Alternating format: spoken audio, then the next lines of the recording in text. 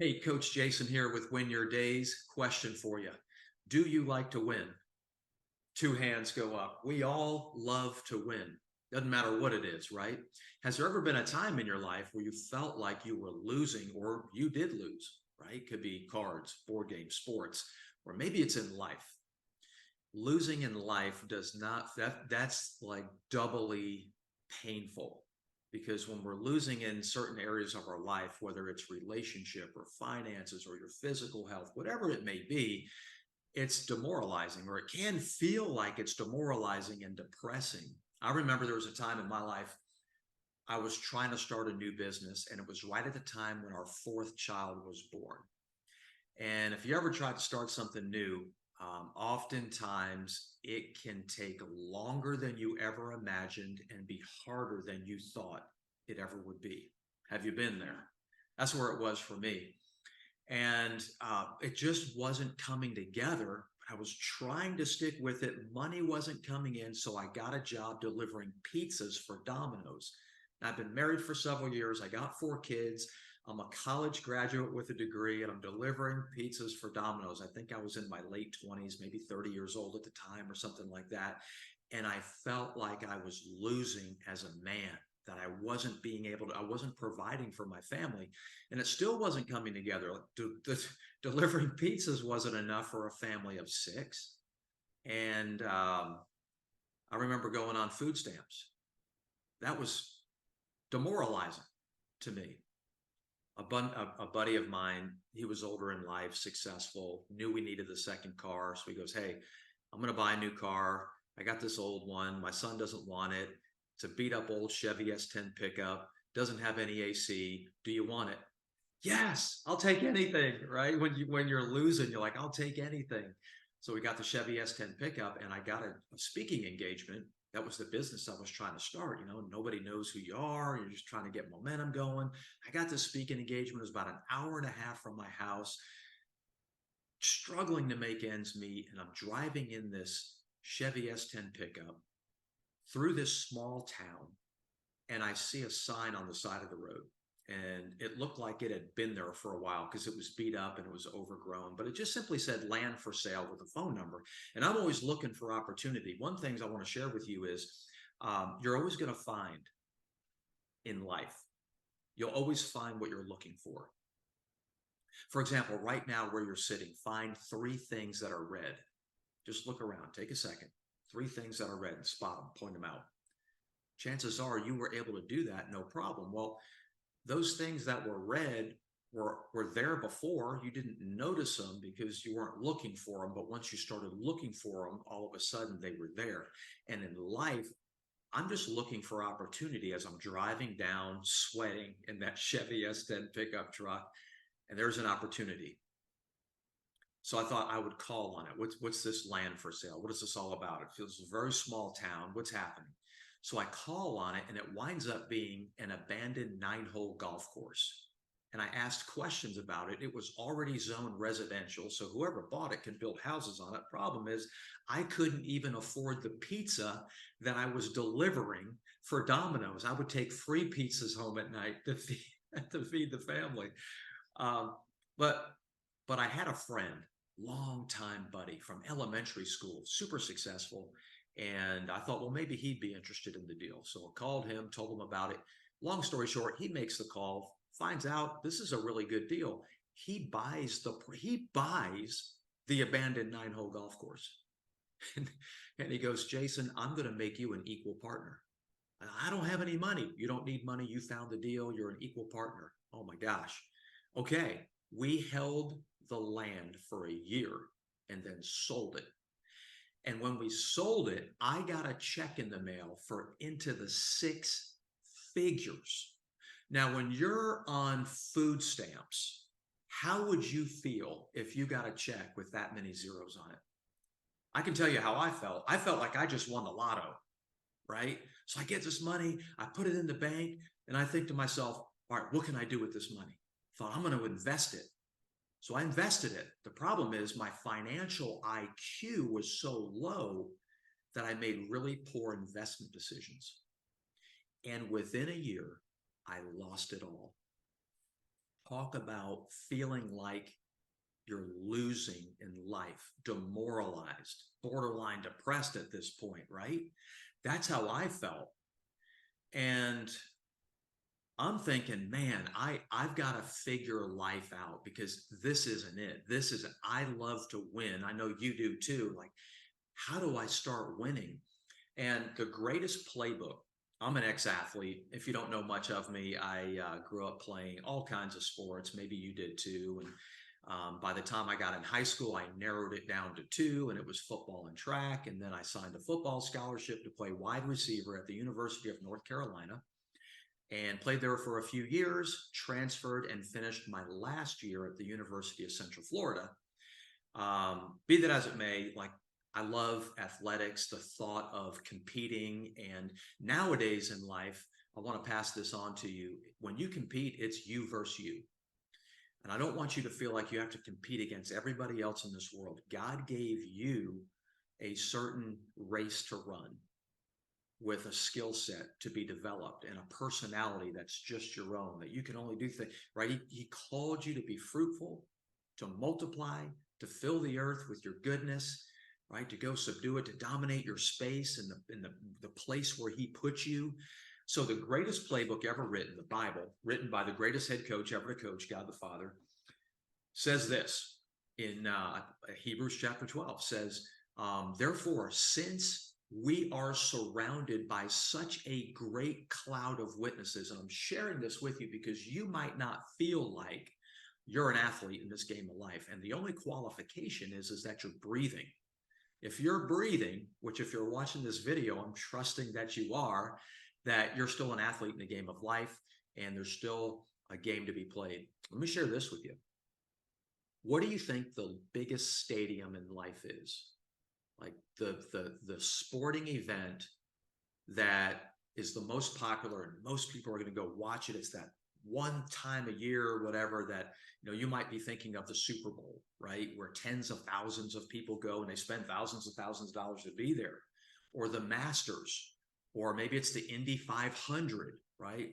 Or the one in Daytona. Here's the deal. Those are huge stadiums and those are big events.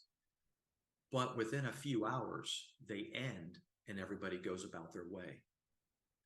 Not so with the stadium of your life. You're a man in the game of life, and the biggest stadium, the most significant stadium you'll ever play in is the stadium of your life, because that is decades and decades long. And that's where winning really matters and really counts. Because think about it, everything that is near and dear to you is on the field with you in the play. They're impacted by how you're playing the game, and every day is game day. So the Bible says, since we're surrounded by such a great cloud of witnesses, all these saints that have gone on before, they're cheering you on. They've run their race. They fought their fight. Now it's your turn. It's my turn. And we're on the battlefield. We're on the playing field. And they're cheering us on. So the author says, let us run with perseverance this race that's marked out for you. You're an athlete in the game of life, and winning is possible for you. Paul says in 1 Corinthians chapter 9, he lays out two types of athletes. So as men, we're athletes in the game of life, and we have to decide which one of these athletes, which type of athlete we're going to be. You have to decide which type of athlete you're going to be. Paul says this, in a race, all the runners run, but only one gets the prize. So run to get that prize, run to win. And right there, we see there's this mindset of winning of those who are competing in the race. So Paul goes, therefore, I train, I train to win. So there's some training involved. And he goes, therefore, I do not run like a man running aimlessly. He goes, no. He goes, I discipline my body. Like I don't run like a man running aimlessly. I don't fight like a boxer just beating the air. I discipline my body so that in the end, I won't be disqualified for the prize. I'm going to win. I don't want to be disqualified from anything good that God or life has to offer. I don't want you to be disqualified to disqualify yourself from anything good that God has for you, good that this life has to offer to you. And so in there, we see that there is an aimless athlete. Paul says, I don't run like a man running aimlessly.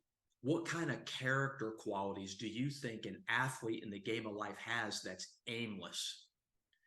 And you might be thinking of, well, the aimless athlete doesn't have a plan. He doesn't. Winning is not random. Winning, so maybe you might be able to win accidentally sometimes.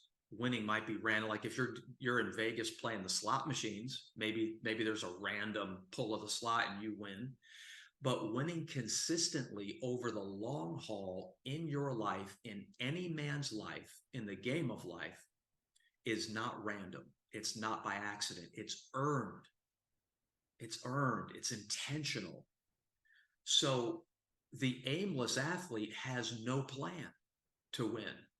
He might have some goals, right? He might have some dreams, but he allows life to get in the way. So he makes excuses and then points the finger and casts blame when things don't go his way. And he's riddled by fears and doubts that come into his mind and his heart that continue to keep him playing the game of life small. The aimless athlete. He wanders.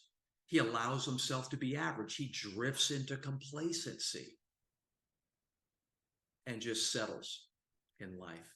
But then Paul says, no. But then he says, I discipline my body. I make it my slave. I run to win. I train.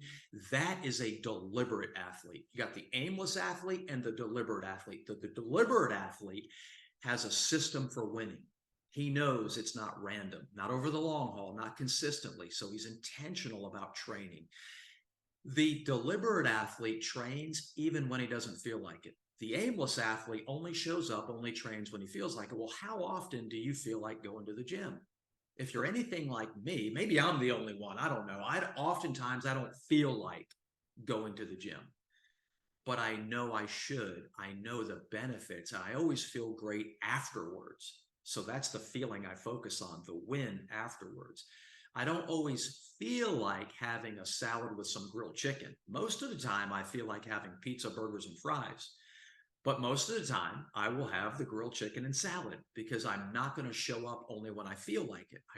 So point is, the deliberate athlete trains to win, not just when he feels like it, but daily. Right? There's a deliberate plan. He takes action. The deliberate athlete's trustworthy. The deliberate athlete follows through. He doesn't make excuses. He doesn't cast blame. He takes ownership of the win, of the journey, of the process.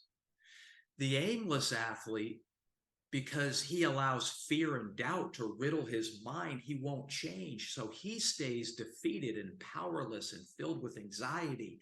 He plays the game small and stays stagnant, but it doesn't have to be like that. Nick Saban. Nick Saban, University of Alabama football coach, either love him or you hate him, right?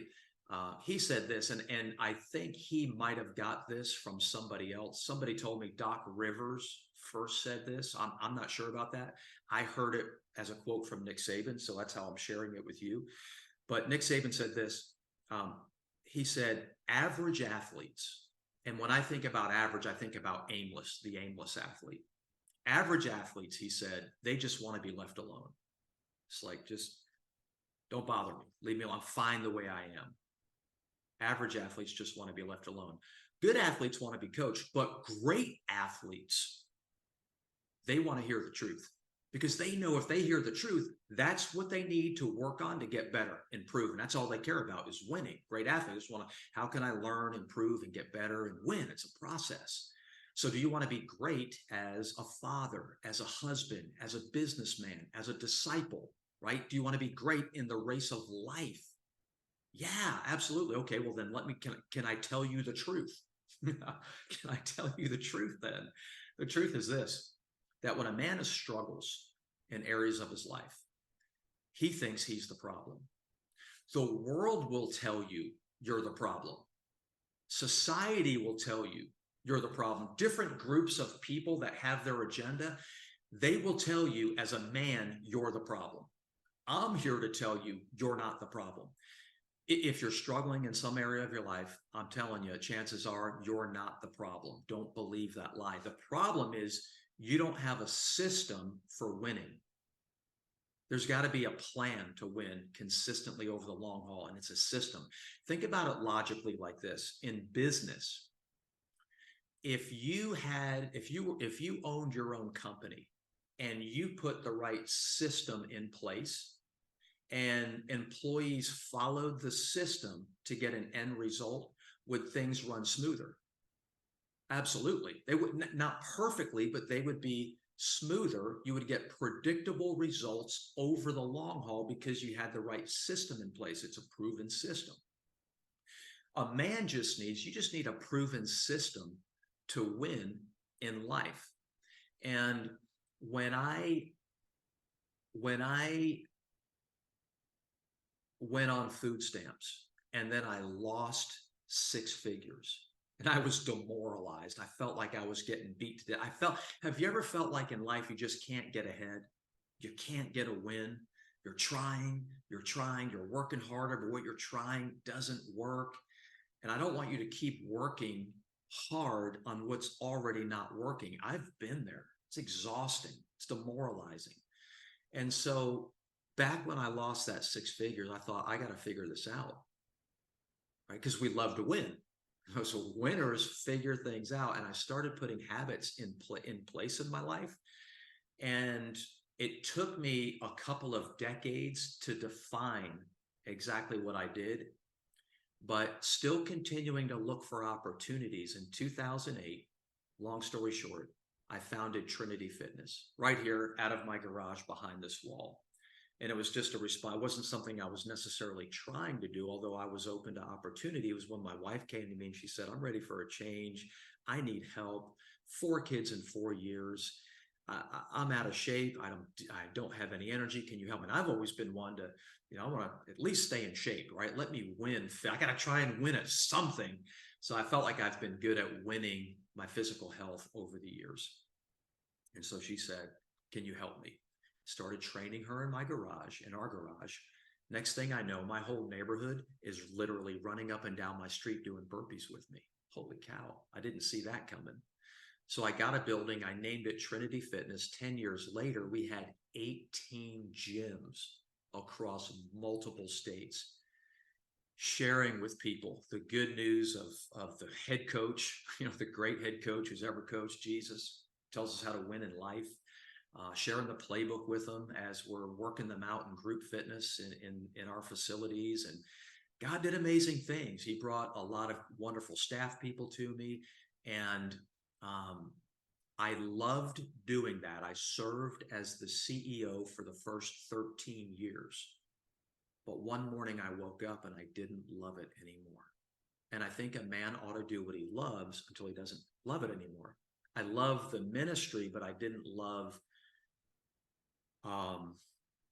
I just felt like it. Let me put it this way. Have you ever seen leaders stay too long? Like an athlete who should have retired last year or 5 years ago, whatever, a politician or a pastor maybe, and they stay too long. I just didn't want to be that guy. And I loved Trinity Fitness too much. I loved the people too much to hold on too long. So when I sensed it was my time to leave, I wrestled and I had to figure out, how do I do this? So my leadership team and my board said, go on a sabbatical. It was foreign to me, but I did. I went on a sabbatical. Like, I called a timeout to assess the situation. I'm telling you my Win Your Day system now. This is how I discovered it. It was what I had done for a couple of decades after I had lost the 6 figures, but I didn't have it defined until exiting from Trinity Fitness. I got a way to assess, to clear my head. Pastor, author, speaker Mark Batterson says this: change of pace plus change of place equals change of perspective. And I never forgot that. So I changed my place, I changed my pace, and I got a new perspective. I assessed, clear mind. and I realized it was time for me to leave. So I came home, told my leaders, and together we came up with a game plan. We came up with a game plan, and the game plan was a year-long succession plan of which I would take a step down, and the new CEO would, we unanimously voted in a new CEO. We worked that plan the entire year. It's a game plan, right? So that whole year we executed the game plan. You can have the best game plan ever, but if you don't execute it, does it matter? Doesn't matter, right? So I assessed, I game planned, then executed that game plan. And at the end of the year, we won. We won. We passed the baton. Trinity Fitness was honored. God was honored. All the people were honored. Trinity Fitness is still thriving today, and I'm not involved in it anymore as a leader. To me, that is a huge win when a leader can step away and the organization still grows and thrives without him being there. So how did we do that? How did I do that? Assess, game plan, execute, win. Assess, game plan, execute, win. If a man will implement that system, that's the deliberate athlete. Remember, the deliberate athlete has a system, a plan for winning. The aimless athlete doesn't. He's just floating out there hoping to win by chance. The deliberate athlete doesn't leave it by chance, so he implements the system. Assess, game plan, execute, win. You might feel like, Jason, I can't win in my life. I can't win. I got a bankruptcy. I've already failed. Jason, I can't win. I already went through the divorce. Jason, I can't win. You don't know the addiction that I have in my life. Jason, I can't win. You don't know the decisions that I've made. Now my life is a mess, and it's so messy, I can't win. All of those things are a lie. You got to know that. That is a lie. You can win. Don't project. Here's where men get hung up. They project their past into their future. You don't do that. Your future hasn't happened yet. So you can create, regardless of your past, you can create a brand new future. You just have to have a system in place to lead you down. It's just an automatic system that if you follow, winning will become a habit in your life. That's where I want you. Winning will become a habit. Assess, game plan, execute, win gets you there. So in my next video, I'm going to break down the system for you. So if you want to know, all right, what do you mean by assess and game plan and execute, win? I'll break it down for you in the next video. Click like, subscribe, follow, whatever it is, and jump in, go to the next video, learn the system. And also, let me share this with you. I do Win Your Days live trainings where you can interact with me live, and I teach the system as well, and they're free. And you can do multiple a week. You can sign up for one of those at winyourdays.com. See you there.